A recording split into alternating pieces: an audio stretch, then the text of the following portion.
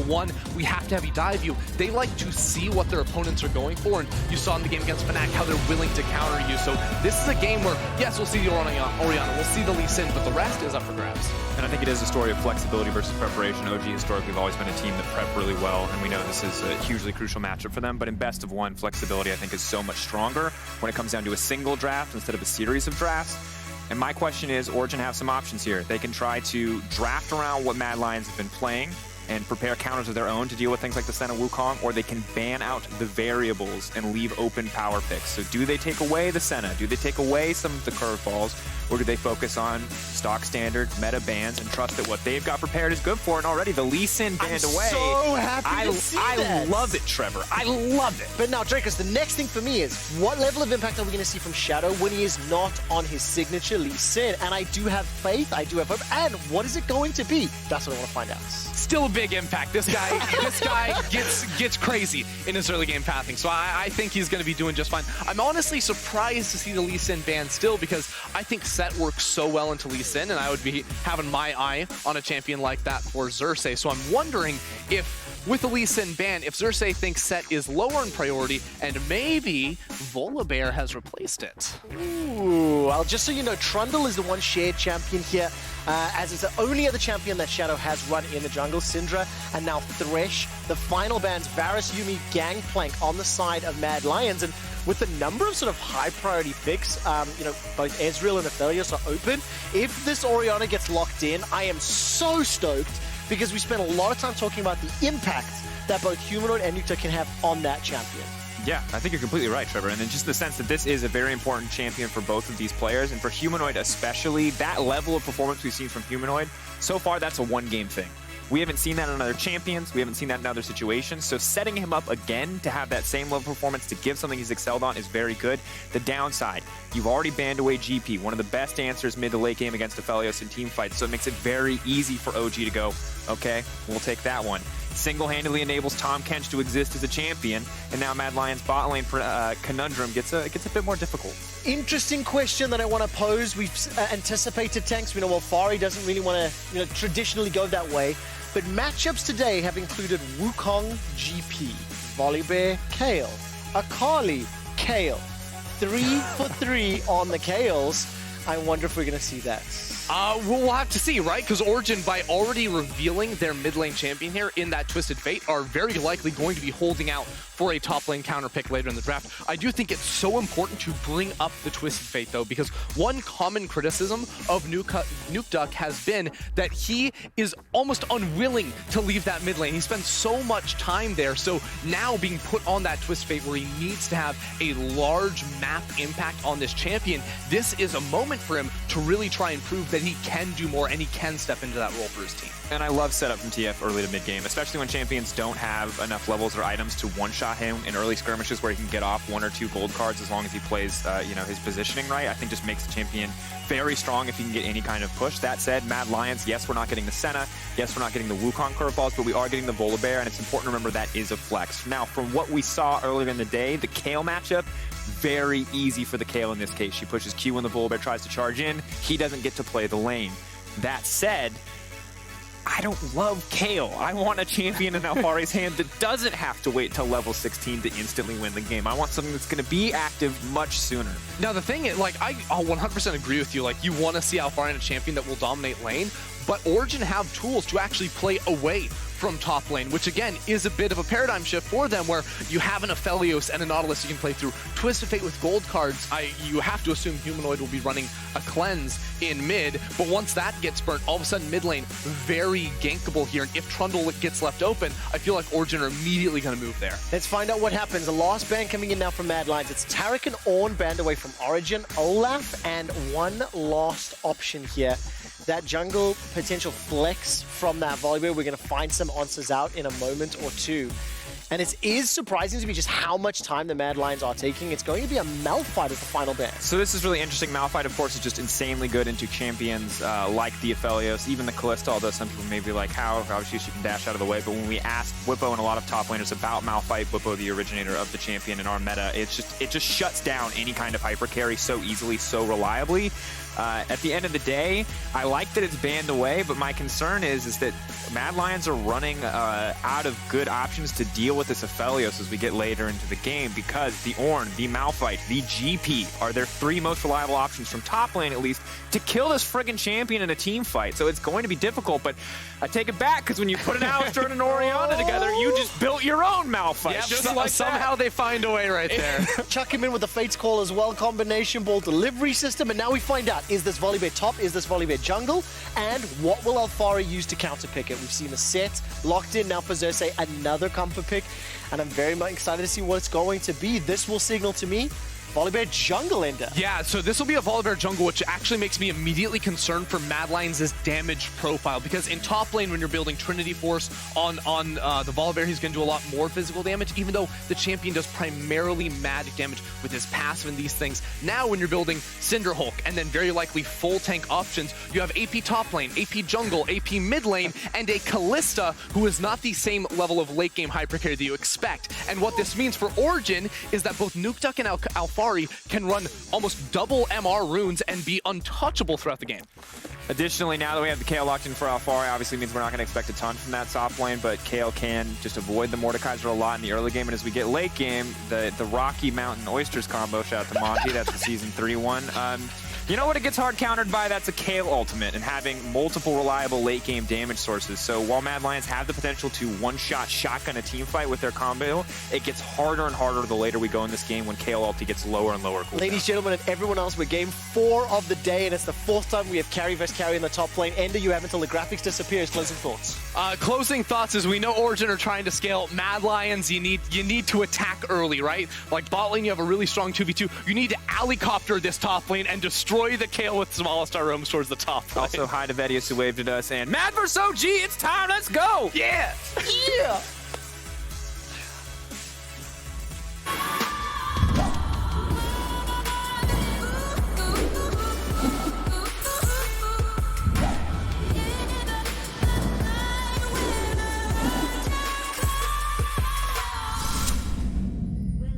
And on to Summoner's Rift we go as Origen make a beeline down the bottom lane. But the question we want to ask you, as Origen aren't going to find anyone down here, is who won the draft?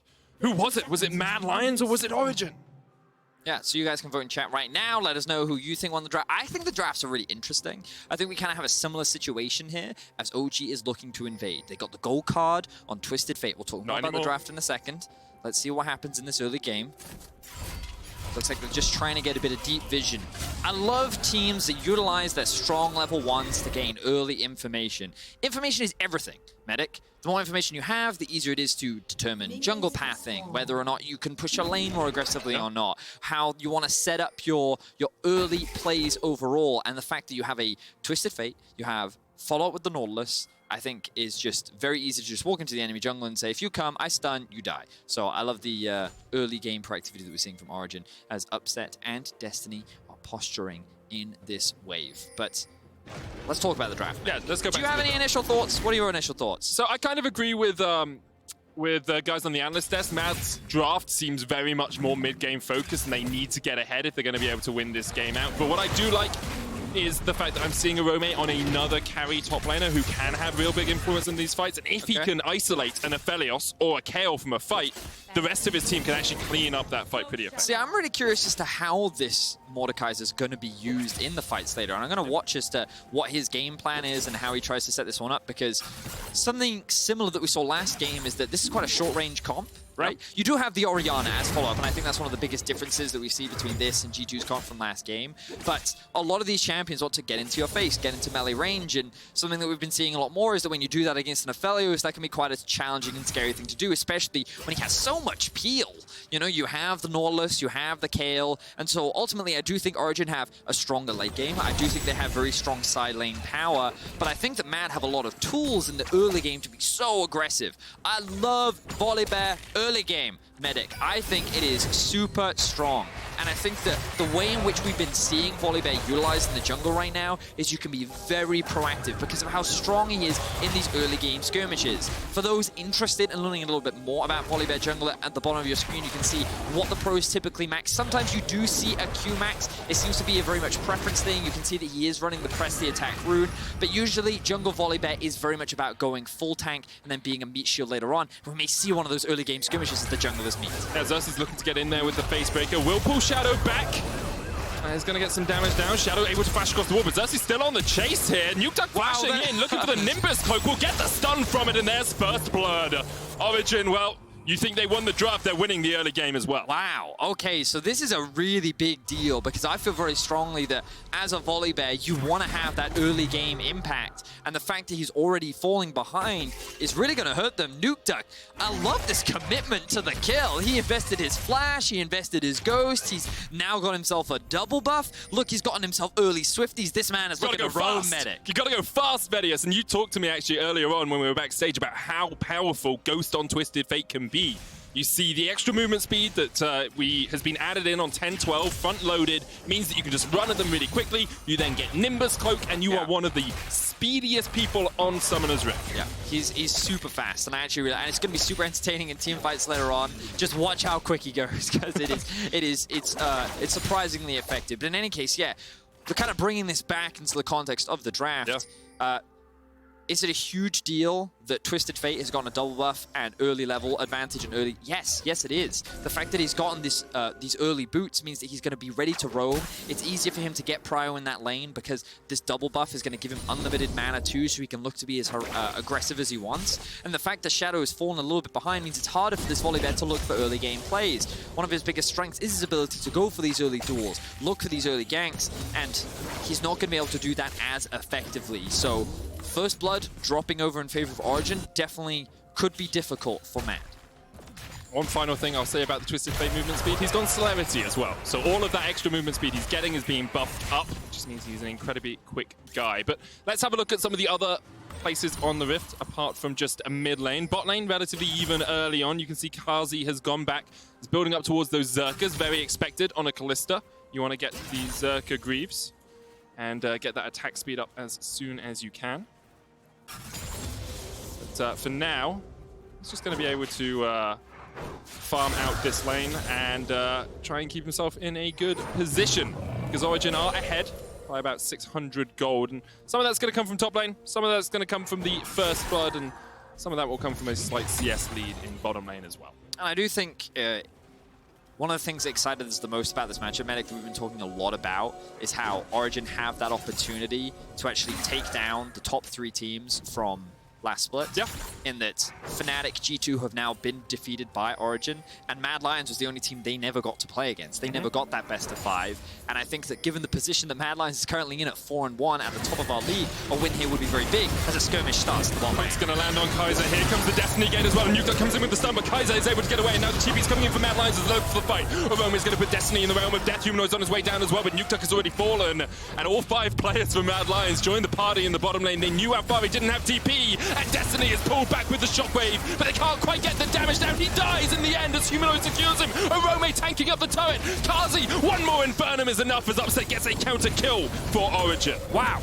Mad Lions were ready for that play in the bot lane. They knew that the moment Nukeduck hit 6, the Origen would be looking for the play, and they just insta-TP'd. They did not care about Alphari in the top lane. They did not care about Nukeduck being there. They were like, okay, we're going to turn this play around, and they punished the fact that Nukeduck lost his flash. Fantastic response from the Mad Lions squad. Still behind in gold. OG now setting up for the Drake, but this is going to equalize the kills. Does mean that Alphari had a little bit of time to farm up in the top lane, so he is slightly ahead in that lane. He's got himself the Cull. Going to keep on scaling up on that Kayle. Highest level in the game right now. And the Dragon has been started here by Origen. Xerxe will secure it, but here comes Shadow, and here goes Xerxe. Down, back towards the fountain. The Dragon secured for Origen, but another kill going over to that Kalista. So, the Inferno Drake still does go in favor of Origen. They're going to be pretty happy by securing the first Drake. Of course, they do lose a little bit, but let's have a look back at this replay. So, Xerxe gets a bit of information. He sees where Shadow is. OG decide that they still want to make this play happen because they see Volibear walking up into the river. They know that TF ult can get here quickly. Look at this exhaust that comes out from Mad, though. Mitigates a lot of the damage from Nukeduck, and a clutch flash there from Kaiser as the fight then breaks out. Quick ultimate onto Destiny from Orome to remove the crowd control from Origen's side, and this allowed Humanoid to also make his way down, land the ultimate, and set up the play for them to very aggressively commit to that. As you can see, Carzzy, blood in his eyes as he committed to that fight. And it ends up going in favor of Mad overall in terms of kills, as they got another kill after the Drake as well, but Origen traded it for a Drake. So game's still very even right now, as Origen swapped to the top side of the map. Yeah, we see both of the bot laners coming up towards the top side, trying to keep that tempo going. If you're Mad Lions, trying to get that Kalista towards her really powerful mid game, because for now, Origen will be very happy with the tempo of the game, with the pace of the game. They'll be very happy that they've got the Aphelios, a BF sword already, that he's ahead in CS. He's scaling up towards that very powerful 2-3 item Aphelios, and they have the ability to protect him as well, of course, with the Nautilus and with the Kayle when the fight comes out later on. Yeah, as I mentioned earlier, I'm really interested to see how things play out with these comps, because I think at face value, you're looking at this Origen composition, you're thinking split pushing. Yeah. You know, innately you're thinking, okay, TF sitting on a side there, wants to try and collapse. Maybe he can use his ultimate to look for picks with the Kayle. Also, Kayle can't really be 1v1'd by anyone once she gets a certain point in the game. But that doesn't mean that they necessarily have weak team fighting, because as we talked about, Mad's comp is relatively short range, the exception being the Orianna, and as long as she has a strong frontline to play around, I think that the Orianna can be very effective. And ultimately, I'm really curious as to how this Mordekaiser is going to fit into the equation. Is the Mordekaiser's goal to remove things like the Kayle from the fight? Do you want to try and remove some of the frontline? Or are you just trying to remove the Aphelios from the fight? I'm really curious as to what Orome's game plan and decision-making will be as we progress into these mid-game team fights that I do very much expect to happen. I'm really looking forward to it as well, because as you say, there's just so many different options. If it were me, I'd be saying, hey, if we get the Sett out of the fight, then he can't disengage for his teammate, and perhaps we can dive on towards that backline. But in those split-second decisions is where these games will be won or lost. For sure. And I think the other thing to note is that OG aren't forced into going for these early fights because they secured the first Drake. Yeah. So with that gone, it means that they can concede the next Drake just like they conceded the Rift Child and still be like, hey, there's still so many Drakes to go before the Soul. So like 18 minutes before we have to do it. We can actually just keep farming and keep ramping up so that we're not forced into a situation that we don't want to be in.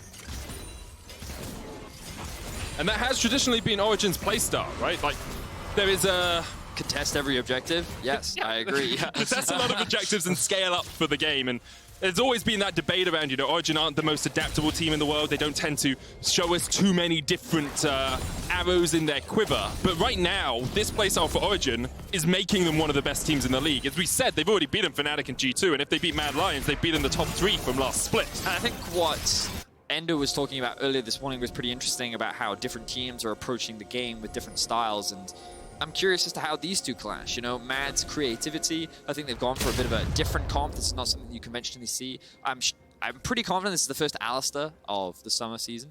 You can be pretty confident, and I would check. And like they've been constantly bringing out new picks, different ways to play the game, and how do OG handle that? So far, they've been falling to a couple of the early skirmishes, but Origen still sit with the gold lead. And Humanoid also in a very comfortable position. He's been a very strong Orianna so far this split, on the clock with his farm at 122 CS already. Now let's have a look at TF Ultimate coming bot again. Looking for Carzzy, gets the stun. Nukeduck is going to take a little bit more damage. Kaiser trying to beat that bodyguard. Fate's called back.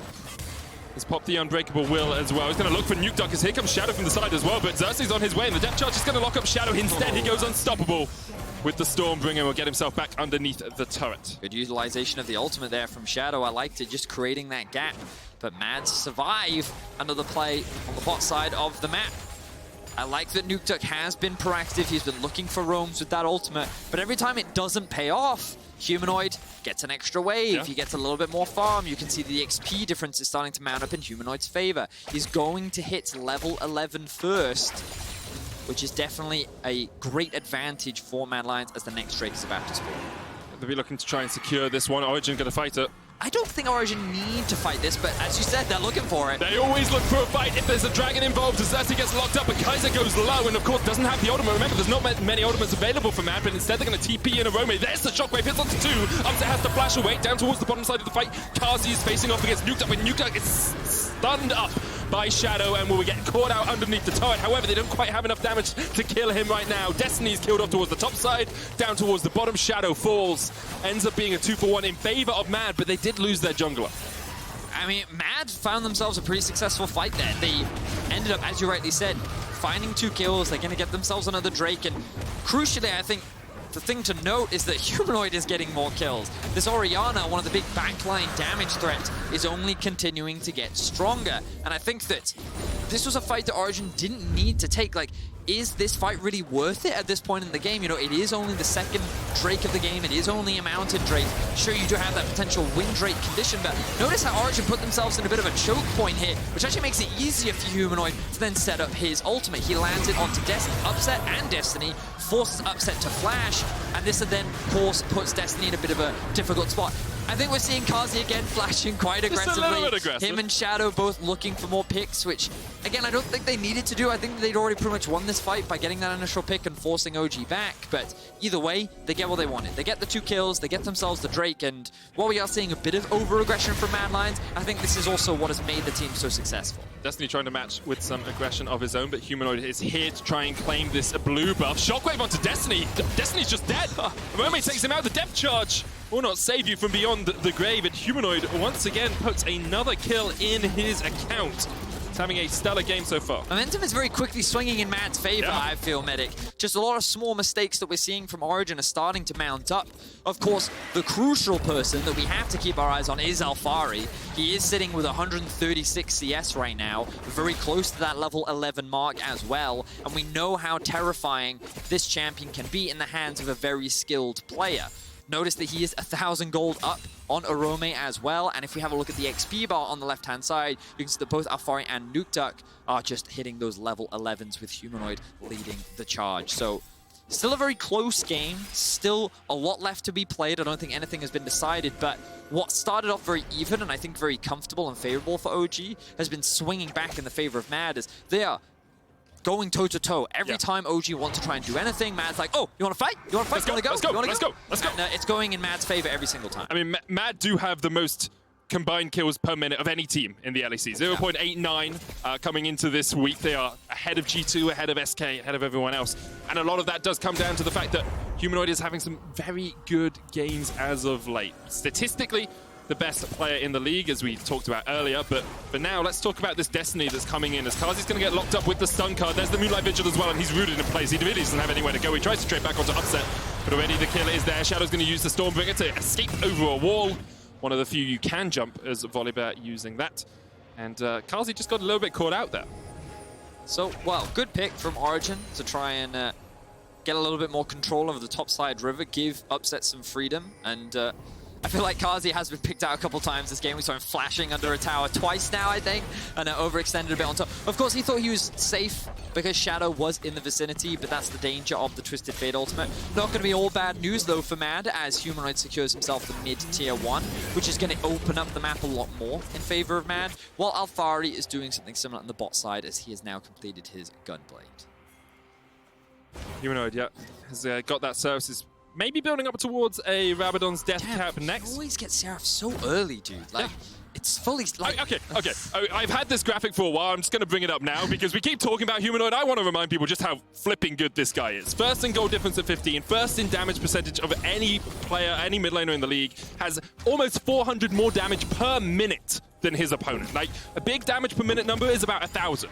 He's getting 40% of that more than his opponent in every single game. It's actually devastating. He's having an incredible performance. He still dies. He still has a high death percentage, but we're going to ignore that. Yeah, I mean, I think we can still say he's having a very good performance. Oh, of course he is. Of course. It's backed up by what we're seeing on our screen as well. And I think that the team does right to put him in positions where he can carry. And we often see this situation where he has a composition that he can safely play around. And I think that he's doing a fantastic job. And in this matchup today, he's going to be very important. The gold is still very even. I mean, just want to talk a little bit about Upset's itemization here. Because the gold is very even. And Upset's decided to go Essence Reaver first here on the Aphelios. Now, this isn't what we usually see, of course. Usually we see Infinity Edge into Runeans, but Upset deciding he wants maybe a little bit extra mana, maybe a little bit of cooldown reduction out of that item instead. You're actually seeing a slight shift in terms of the itemization.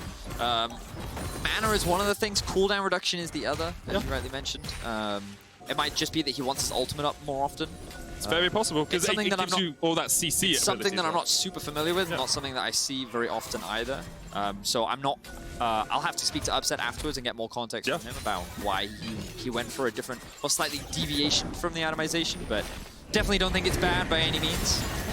Gets it relatively early on as well, of course, because he's sitting at 3-0-0. Has a bounty on his head as Carzzy is going to be funneled some of this gold from this turret. But Origen also on the other side of the map. And it's 1,000 gold difference between the two teams. Rift Herald will get a charge in here, and Nukeduck's going to be unable to stop it. He has gone towards the AP Twisted Fate build here. With the Rod of Ages complete, he's going to start stacking that one up. It's about halfway towards finishing the full stack. And Shadow will get there, get Mad Lion's second dragon of the game. So 18 minutes in. Let's have a quick recap of where we are, because there was a flurry of action between the 10 and sort of the 15-minute mark. And now things have slowed down a little bit once again. It's relatively even. The big leads are mid lane for Humanoid, top lane for Alphari, and bottom lane we will give Upset the advantage. As you can see, he's actually behind in gold over Carzzy, even though he has got those 3 extra kills. Oh, no, one extra kill. Because he got a couple more plates in the early game. That makes sense. And he's still at 2 kills, remember? Yeah, and 2 assists, yeah. Yeah, he has been involved in a fair amount as well. So what is also interesting is Carzzy's been in the solo lane a lot more compared to Upset, so he's also ahead in XP as well. So props to Carzzy, even though he does have 2 deaths. He has his core randomization completed. I'm expecting fights to happen soon, Medic. I think that both sides are pretty strong. If I was Origen, I would want to avoid them for the time being. I think that getting Alphari to a point where he's got his 3rd finished item and is like closer to level 16 is like my primary win condition, and utilize him through a side lane. That makes sense. Split up the map more. Whereas Mad is like, oh, Orianna, really strong. Oh, Kalista, really strong. I think we should try and fight now. Yeah. And Baron is up in 30 seconds. So we'll see how Mad look to approach this mid game. We can see they do have mid priority. I imagine they're going to use this to push into the enemy jungle, get some vision down. As Alphari is going to force the flash. Yeah, so as you can see, we're getting close to that point. I mean, when one Q lands and you're like, I have to flash this, otherwise I'm dead. Yeah. Man, you know that Orome's been in a situation where he's met a Kayle before and said, I can take this. And now, after that experience, like, never again, never again. Humanoid now roaming down. He's so fast. Alphari's going to get chucked out to start it off, but the Destiny comes in and Humanoid's like, oh, don't want any piece of that. Pops the Shockwave to try and get Nukeduck down, who almost dies. One more auto, one more Q would be enough from Humanoid, but Nukeduck has the divine intervention from Alphari to get him out. Wow. So we talked about how TF was super fast. Humanoid in exactly the same boat. He's gone Spellbinder as well for even more movement speed. Exactly. So with the Phase Rush, the Spellbinder, and when he pops the Cleanse, he also has the Nimbus Cloak. Orianna also has her own W, which can boost the movement speed too, but I don't think in that situation she used it on herself. She used it to chunk out Nukeduck. But Humanoid was like, I can take this. And Orome's like, you might have to use your Flash, by the way. But so what was it overall? It was 2 ultimates burnt for a Flash and a Cleanse and an ult? Yeah. So I'd probably take Origen's side of that, because they didn't burn any summoners for it, right? And this is one of the scary things about Origen's comp, is that while Alphari is sitting in the side lane, you don't have to play 1-3-1. You can play 4-1 with a TF. Okay. Because TF's wave clear is actually super strong, and you can help push towers. Once he gets Lichbane, he sieges very quickly. He's now just going to look for a pick bot. Death Realm was used there by Orome. Like that's really smart, because he keeps himself only in the realm with Nukeduck, and then the rest of his team can get across in time to stop Alphari from just totally killing him. But look at this, they've drawn 3 people to the bot side of the map, which then gives Origen control over Baron. Got the right guns. Because, as you rightly said, because Aphelios has the correct weapon setup, he can actually rush that Baron now. But OG not going to take the gamble, they want to go back to mid, take a little bit more control. But what I wanted to say was that the scary thing about TF is that every time you try and attack the Kayle with multiple members, the TF can quickly roam down with the ultimate as well. And what I think is pretty interesting here from Origen is how they're going for a 2-3 setup, which we did see sometimes. Vitality was one of the teams back from 2018 that used to do this a lot, where rather than have 2 split pushes separate, you actually just put them both in the same lane, and you're like, well, if you can't duel one of us, can you really duel 2? G2 used to do it a bunch as well. It would be like Perks coming in with Wonder, and they would play like the Rise combination, trying to get towards that. And one of the scary things about it is that once it gets going, it becomes very difficult to stop. But then your 3-man has to be very cautious, because if the 4 people choose to engage on you, then it can quickly convert into a Baron. And you can see, if we have a quick look at the toggle of vision, or we might not have time, as Orome is going to die. Here comes the Destiny. Alphari's going to flash forward, and Orome is going to die, Eddie, as well predicted. So, I was going to say that Mad used this opportunity to get deep vision in the enemy top side, which then reset and they can better contest Baron, but then Orome died. So OG now have a lot more control over the map. They've been able to break that mid-tier 1, which can be very difficult against an Orianna. And thank you, observers, for highlighting the vision that they have, because you can see that Mad have very little now. And so OG is starting to threaten this Baron, and it can be taken at any time because of how strong Aphelios is when it comes to taking this objective. And remember, I want to hark all the way back to the first dragon of the game, because you said at the time how important it was for Origen to get that dragon. Because right now, they don't have to care about broadside vision at all. Like, they can if they want to, but with an Ocean Drake coming up, because it's only Mad's 3rd dragon of the game, Origen do not have to take that fight. They can invest time up towards the Baron and then call Mad Lions on their bluff. If Mad go for dragon, Origen could always just start the Baron. And we're going to keep doing that level check-in, Edic, where we're like, what level is the Kayle? How close is she to that level 16 point where she becomes very difficult to stop? You can see further itemization starting to come through. I think that might be a wit's end coming through from Alphari, so investing in the magic resistance. We heard Ender talking about it on the AD. There's a lot of AP damage on the side of Mad, so building that MR makes you an even stronger duelist. And yeah, just a lot of posturing around this Baron, but for now, OG sitting with a 1.5k gold lead. And reminder to viewers at home that should OG win this matchup, they will have defeated G2, Fnatic, and Mad Lions, who were the top 3 teams from last split. OG are trying to make a statement that they are contenders for the finals of summer. And of course, the split is still long, but starting off by taking down some of your biggest competition is definitely where Origen want to be. All right, if you can get all of those wins in the first round robin against everyone who is likely to place around you, it's such a good start, especially since you only have to look back to last year to see Origen failing in a summer split. The fight now is going to begin in the mid lane as Xerxe looks for some damage on Kaiser. They do still have the Fate's Call and the Unbreakable Will if they take too much, but Kayle is pushing in the bot lane. Alphari too strong in a side lane to deal with. Level 15 now, and Mad Lions, no, they got to do something. You got to pull the trigger, you got to make a play, because Alphari is scaling up and they're going to go for the Baron. They're calling Origen to try and fight this. They certainly are. Mad Lions kind of stuck between a Kayle and a Baron right now, and they're going to be forced to disengage because they got the TP out from Kayle. They got what they wanted.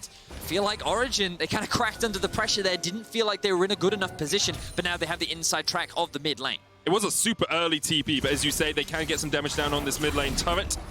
They'll be able to chunk it down just a little bit, but now no teleport available for Alphari, and Nukeduck isn't sitting on one on his spellbook either. So it may have been unavailable, but Upset currently has his Farsight alteration, which he could have used to actually check inside the pit. But again, I'm not entirely sure if it was available at the time, but as you rightly said, quite a surprisingly early TP from Alphari. So she's actually looking for a bit of a pick here in the mid lane.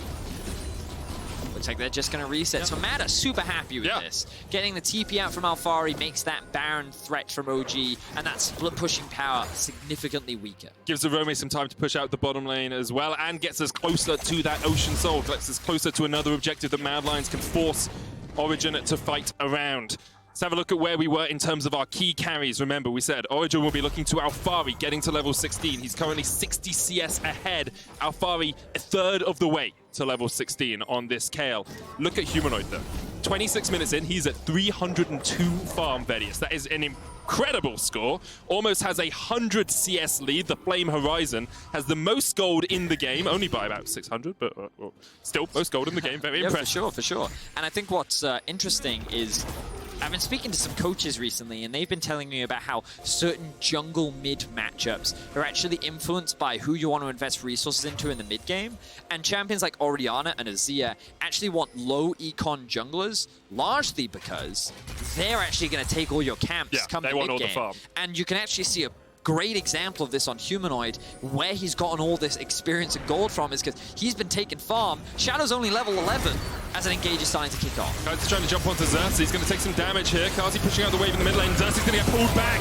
with the Depth's Grasp. Moonlight Vigil doesn't connect. Orome's going to chase Xerxe out. They're both in the realm of Fate's Call now used. Humanoid chasing Nukeduck down towards the bottom side. He's going to get stunned. Cleanses immediately. Xerxe's already dead. Orome takes him out in the Depth's realm, and now Upset's being knocked up, but he's able to cleanse the flash away. Destiny trying to get away as well as Shadow steps forward. Carzzy exhausted. There's the shockwave. There's the shutdown. Alphari goes down. Mad Lions find 3, and they find the perfect fight at the right time. Beautiful fight from Mad, and I was asking what was Orome going to do with his ultimate. He removed Xerxe, he removed that front line, one of the big disengage tools to protect the back line, and this sort of scattered OG and allowed Mads to just focus down particular members of OG and force that Kayle ultimate out very early. That 5v5 in that choke point was exactly where Mad wanted that team fight to go, and they end up securing the Baron. So watch this engage from Kaiser. Starts off by just knocking Xerxe back. Notice that Carzzy splitting off Nukeduck from the fight. He's hesitant to get involved. But then here, Orome splits off Xerxe, and now OG's like, oh, what do we do? Where do we focus? Because Orome's just chasing down the jungler. Then they commit onto Alphari. He's forced to use his ultimate, and then a beautiful double knockup from Kaiser sets up the rest of Mad to be able to follow through and wipe Origen off the map. Beautifully played fight. Mad Lions now with the Baron in control of the game. And 25 seconds on an Ocean Soul, but Humanoid doesn't want to wait for it. The Shockwave! That's the 3rd time he's pulled Destiny out of his hook and sent him to an early grave. Destiny sitting 0-5-0 as Humanoid has been taking names on this Orianna, putting them in his death note as they're not even looking for the dragon. Looks like Orome might go down there and deal with it himself, while the rest of the team will just get that in a tower in the mid lane and now go down. Ocean Soul will be so powerful, and the Mad Lions are looking like a force to be reckoned with here in the LEC. And many people wondered, Mad Lions last split, was it just a lucky win against G2? You took down G2 when they were underperforming. When the rematch came about, G2 seemed to completely destroy Mad Lions. They, quote-unquote, got a lucky 3rd place, but coming into this split, they have just dominated everyone. They're only lost to G2 so far. They've taken down Fnatic. They're now on track to take down OG, and I think that they are very clearly cementing themselves. I mean, I think like they already had, but just further, like just going 5-1. Yeah, exactly. Reinforces the idea, doesn't it? And a 5-game winning spree as well this would be as they look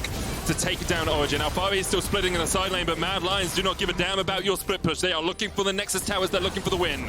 Origen still have the opportunity to fight back in this game, but you got to do something soon as Nukeduck has to flash away half his health just from a command dissonance, and now Mad Lions have another wave pushing in. 2 cannons here, but Mad say that's enough for now. We back away. We're going to reset and look to end the game on the next push. So much of this has to be, or so much of the position that Mad Lions is currently in comes off the back of that initial Baron that they started off. Yep. Forcing the teleport out from Alphari forced them to group a lot more because of the risk of Mad Lions actually being able to rush that Baron down. And because of that, Mad Lions were able to find the team fight that they wanted, and ultimately they knew that they could win the 5v5. You look at Twisted Fate, and he's not going to offer the same team fight values that an Orianna has. The way in which you can just remove someone from the team fight utilizing the Mordekaiser, I think has shown how it forces OG to split out, and they don't have that strong front line anymore. So I think the Mad Lions continue to showcase why they are one of the best team-fighting teams that we do have in the league. And Medic, you hit us with that stat earlier that they are the bloodiest team that we have in our league. They love to get their kills. They love to win out on these fights. I will note Alphari is 16, has teleport available on this Kayle, but is that too little too late as Humanoid gets jumped on by Xerxe, but there's no one here to follow up. Look at him go! Look at him go. He misses the shockwave. He does. He misses the shockwave. That could be impactful, but Alphari, he can't split push. There's super minions pushing in. It takes him too long to clear them, and he knows he needs to get back with his team. Instead, he says, no, I'm going to stay. I'm going to push this wave, and Mad Lion's going to have to try and push towards the inhibitor tower. Stun lands onto Kaiser there, but this inhibitor tower is already down to about 3/4 of its health. Orome is forcing in the mid wave. No Baron buff remains on Mad, so they are going to have to wait for these normal minions to get the push in. Nukeduck looking for the gold card on Orome, won't be able to get there in time, and Alphari has now come back to join the team. He's stepping forward, but he's already chunked out. Destiny goes in with a hook, but doesn't land it. Kaiser answers with a headbutt. There's the Moonlight Vigil, and that could be enough. That's a big chunk. Hook comes out once again onto Shadow. Here's the Destiny Gate as Nukeduck looks to try and get behind them, but we've seen TFs fail this before, and immediately he's jumped on. Why do TFs do this against Mad Lions? You cannot flank them. They will kill you immediately. immediately, and Origen make a fatal flaw that we've seen Fnatic make before. Xerxe tries to get on Carzzy on the backline. Alphari still doing damage here though, as the front line steps forward. Mad continues to engage. There's the headbutt, there's the pulverize. The pullback doesn't quite land on Alphari, but that Kayle is still very strong. The shockwave stopwatch manages to avoid it. The inhibitor is going to go down, and Alphari chunked out enough that he has to run back to the fountain. And Mad Lions walk away with another inhibitor with no one dying. They're looking to do it tutorial style as they grab themselves another mid wave and look to push in for the final inhibitor. Final inhibitor stands in their way between a momentous victory and them. Origen going to keep trying to defend. Alphari is still very strong, but doesn't have the flash, doesn't have the ult, and doesn't have a chance if he's jumped on and perfectly killed here by Mad Lions. But it's super tutorial. They're backing away, waiting for the super minions to push in. Hook doesn't connect on Orome as he uses the proto belt to escape. 2 minutes on Elder, 1 minute on Baron. Mad Lions reset. Wow, well, let's have a look back at this fight as Medic catches his breath. And we've got to keep track of Nukeduck here because initially, a lot of these setups from Origen are actually very good. This is a 4v4 and they're getting a lot of chip damage down and they're setting up this chain CC onto Humanoid and they think that they've successfully split Mad, but the decision making here from Carzzy to flash into Nukeduck to prevent him from being able to land that gold card with the ultimate dragon from Kaiser as well. This is when they can go for the re-engage. Orome arrives, Origen is on the retreat, but you can still see how strong this champion is in the hands of Upset. It is just doing so much damage. Mad have to be so patient, because if they get a little too close, that could be a lost team fight, but they show that respect and we're in for another fight already. Destiny going in with the hook, pops the gargoyles, but he's ready down to half HP. Here comes the Moonlight Vigil from Upset. That could be huge, but he doesn't manage to find the targets that he's looking for. Destiny flashes away. Kaiser, with the unbreakable will, just stands on the front line of the Fate's Core, puts him straight on Nukeduck's head. He's going to get the stun, he's going to get the knockback, and Nukeduck is surrounded by the Mad Lions, and they make a feast of killing that Twisted Fate. Now Upset running for the hills. Alphari trying to get away towards the top side as well. No flash available for Alphari, no ult on any of them, no flashes on any of them. And his last chance saloon here for Origen, but with the super minions pushing in all 3 lanes, I don't think they stand a chance. Mad Lions show that their 3rd place in spring was not just an upset, it was not just a lucky day as they take down Origen.